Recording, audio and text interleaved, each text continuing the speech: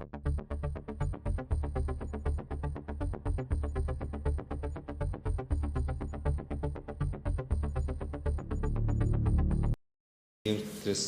के तहत स्थगन प्रस्ताव लाया और सरकार ने उसे स्वीकार किया। 18 लोगों ने इस पर अपने विचार रखे। कांग्रेस के लोगों ने ज़्यादा विचार रखे और जो लाए हैं उन्होंने कम विचार रखे।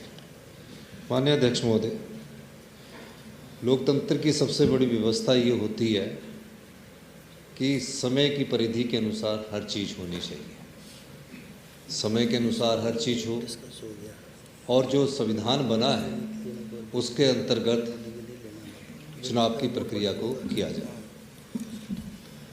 ऐसी ही परिस्थितियाँ जून में हमने शुरू की, चुनाव आयोग ने अपना कार्य शुरू किया और जून में कार्य जब शुरू हुआ, पंचायतों के पुनर्गठन का कार्य था, पंचायतों के वार्ड बंदी का कार्य था, नई पंचायतें बनानी है नहीं बनानी है, उस पर एक चर्चा हुई और चुनाव आयोग अपना कार्य शुरू कर रहा था।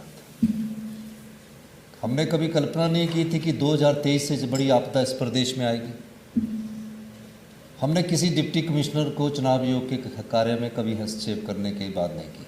जिस प्रकार से नोटिफिकेशन 6 महीने पहले होनी चाहिए वो होती रही। धीरे धीरे परिस्थितियाँ गंभीर होती गई। प्रदेश के हालात पिछली बार के हालात से भी ज़्यादा खराब हो गए। 2023 की साथ 2023 से की आपदा से भी ज़्यादा गंभीर हालत प्रदेश में हुई।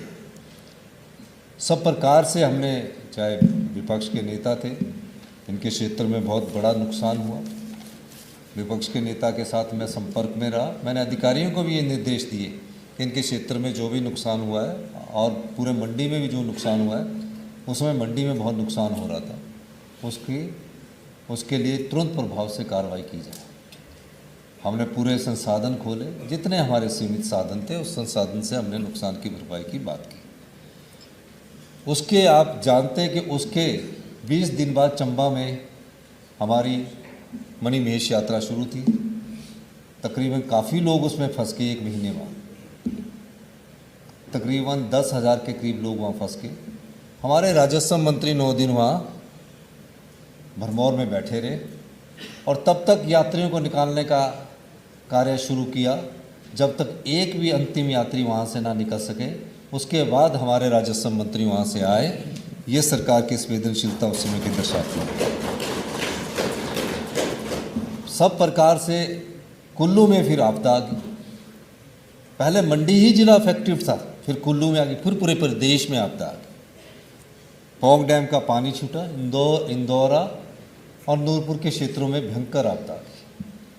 हमने उस समय आपदा डिजास्टर एक्ट को लागू किया और जब हमने उस समय डिजास्टर एक्ट को लागू किया, उस समय हमारे पंचायतों का पुनर्गठन हो रहा था और हो चुका था कई जगह।